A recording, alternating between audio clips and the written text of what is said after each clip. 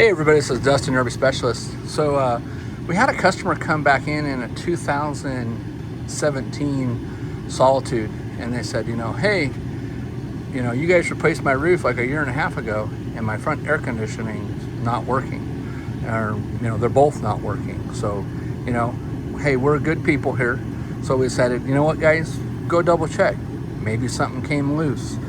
So in these air conditioners, you can hear this AC's running and dripping water on the back of the coach. We did a video earlier on another one dripping. There's only a few connections up in these air conditioners, and you basically got an umbilical cord, Romex, and a freeze plug, right?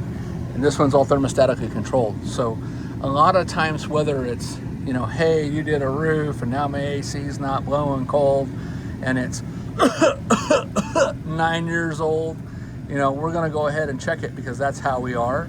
But to go back over this, everything is secure, mounted correctly, installed, running correctly.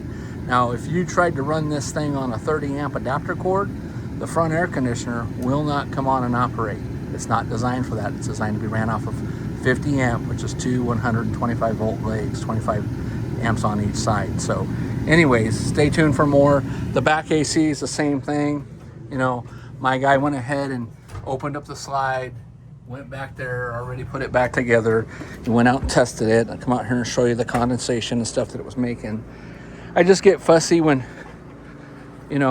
hey, there's an issue. Can you check it out? And if it's something that we've done, 100%, we're always going to take care of it.